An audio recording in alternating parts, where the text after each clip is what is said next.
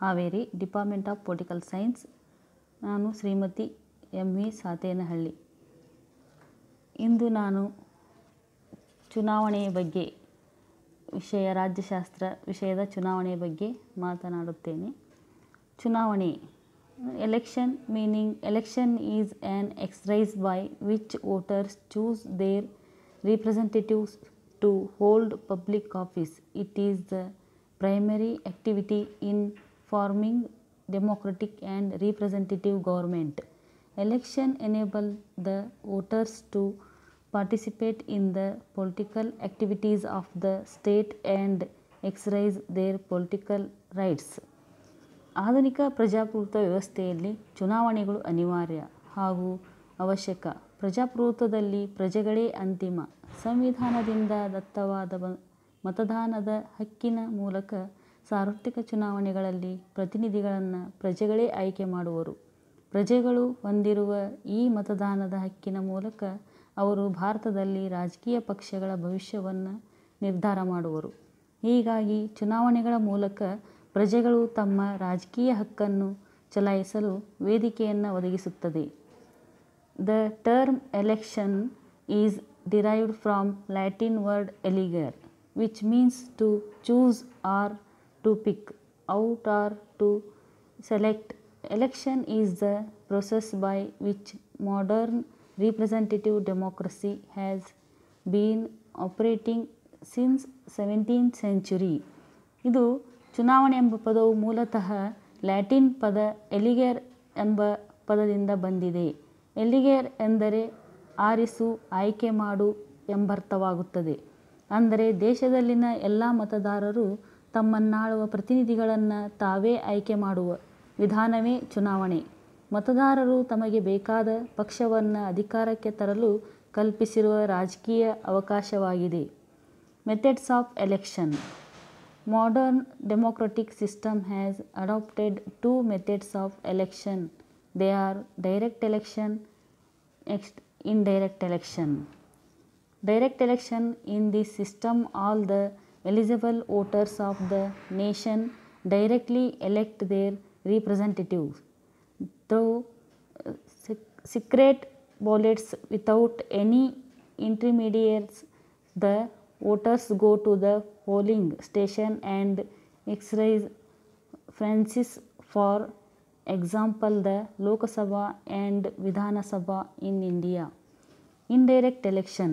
Voters elect a group of members in the first instance to form electoral college as an intermediary body to elect representatives.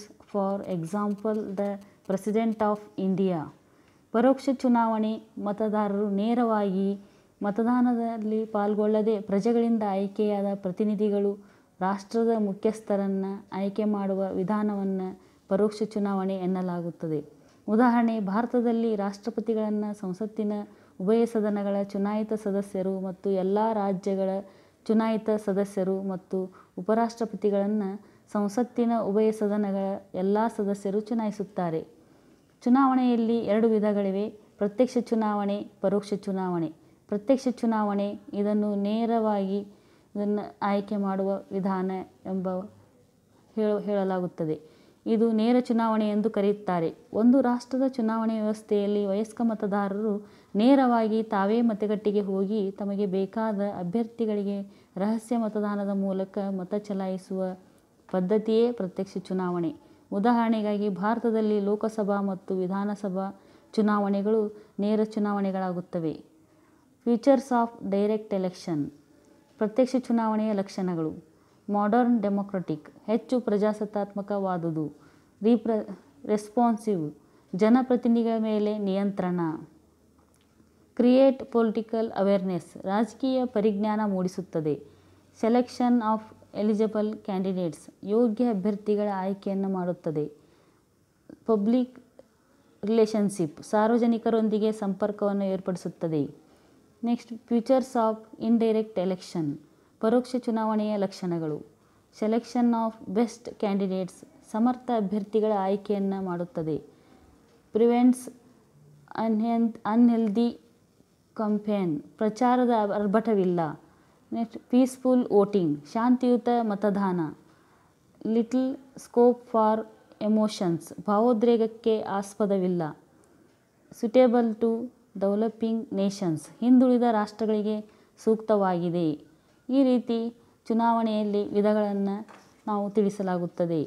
ಅದೇ ರೀತಿ ಇಲ್ಲಿ appoint the election commission, ಚುನಾವಣಾ ಆಯೋಗದ ರಚನೆ. Article 324 ಪ್ರಕಾರ election commissioner and other election commissioners are appointed by the President of India on the advice of Union Cabinet. The term of office is 6 years or till they attain the age of 65 years. Article 324(6) makes provisions for the salaries, allowance and others privileges to the chief election commissioners, election commissioners and the personnel. The Parliament determines their salaries from time to time and it is borne out of Consolidated Fund of India. Bharat ಸಂವಿಧಾನದ 324ನೇ ವಿಧಿ ಅನ್ವಯ ಚುನಾವಣಾ ಆಯೋಗವು ಒಬ್ಬ ಮುಖ್ಯ ಚುನಾವಣಾ ಆಯುಕ್ತರು ಮತ್ತು 2 ಚುನಾವಣಾ ಆಯುಕ್ತರನ್ನು ಒಳಗೊಂಡಿರುತ್ತದೆ.